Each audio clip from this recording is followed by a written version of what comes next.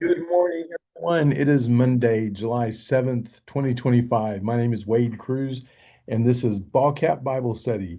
I'm the pastor for senior adults at Quail Springs Baptist Church, and I just wanted to say thank you for being with us. You can see the flag there in the background, and I'm rocking the America hat that I got from Blake and Jenna Bowlerjack. And I just wanted to say that I love this country. I'm the only one on our staff that's a veteran. I was in the Navy, as many of you know, years and years ago. I'm a graduate of Naval Nuclear Power School, and also I served with the Justice Department for 25 years, worked in federal prisons and other things. But I had a great time. I'm a servant leader, so I love serving the Lord by serving His people and by serving our country. Also, we just had the 4th of July, obviously. I hope you guys had a good one and a safe one, and you got to be with friends and family and or friends that are like family. Nothing better than that. Rachel and I had a great time.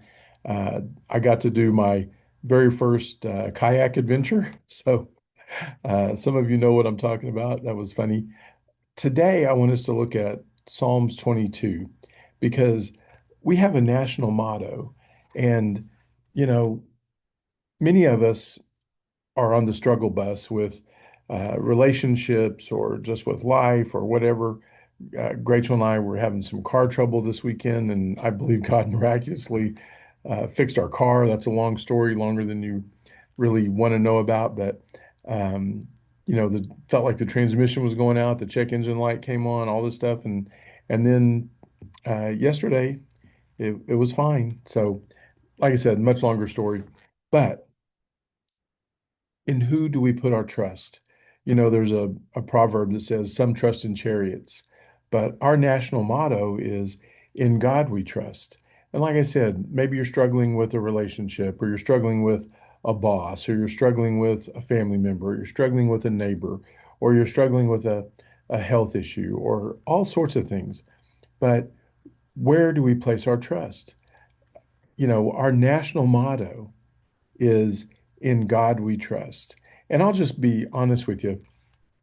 Um, I'm at the age and stage in life now, and at probably that part in my relationship with God where I'm sure a lot of folks younger than me would find me to be like the church curmudgeon, oh, that's not the way we used to do it, or that's not how it should be, anything new kind of ruffles my feathers.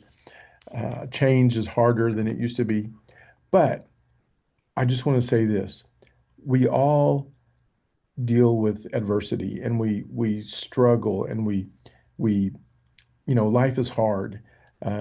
This psalm that we're going to look at, the 22nd Psalm, it's about anguish and struggling and adversity and facing just tremendous. And you'll recognize the first line because Jesus said it on the cross. He refers back to this psalm on the cross. And sometimes we feel like this, like, God, where are you? But you know what? We're going to trust in you.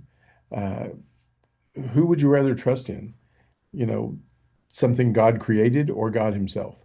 So I don't know. It's easier to say it than do it. Like, we'll just come to God and place everything on the altar and trust in him. But we have to, you know, I said I'm at the age and stage at this point in my life and my relationship with God, which I hope is better than it was 30, 40 years ago. I'm just being honest here, a little confession. If if the phrase "one nation under God" wasn't in the Pledge of Allegiance, I'm not even sure I would say it. Now, here's a guy that, took an oath more than once, at least twice, to serve my country and to, you know, uh, defend that flag and everything it stands for. But now, I mean, I want to be one nation under God. I want all of us to be, under the Lord and his protection. So look at this Psalm 22. Again, you'll recognize the first line, first verse. My God, Why hast thou forsaken me? Far from my deliverance are the words of my groaning. Now, we've all had a small taste of that. Life is hard. By the time you get to be our age, you've suffered loss, you've suffered health and calamity. Um, maybe it's heart, maybe it's, I know some of you that have had double pneumonia and, it, wow, almost we're in ICU. I know I make hospital visits all the time. Um, oh my God, I cried by day, but thou dost not answer, and by night, but I have no rest. Sometimes it feels like, God's not hearing us.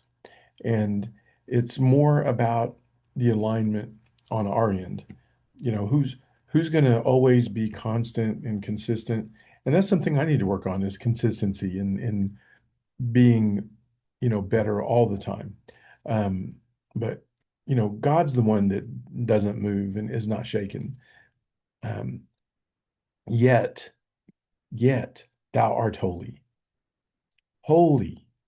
Holiness means, being so above it all and different and set apart and you know to be honored and all the things like holiness is everything is done correctly and rightly, so much different than you know the human tendency.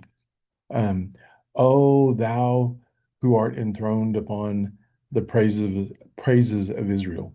Now here's where we get to that national motto, "In God We Trust."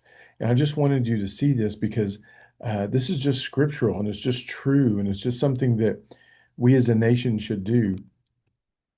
It says, "In thee our fathers trusted." I want you to think of the founding fathers of this nation. All of their stuff talks about how God has provided, and it's only by his providence that we exist as a nation. And he came through for us in times of trouble and when we were struggling to break free of England and on and on and on. In thee our fathers trusted. They trusted, and thou didst deliver them. To thee they cried out and were delivered. In thee they trusted and were not disappointed. And that's the key. In God we trust. If you don't want to be disappointed, then trust in God. You trust in any other thing or person or entity or corporate identity, you will be disappointed. You will not be disappointed when you trust in God. In God we trust as a nation, as a people, but as individuals, we need to do that too.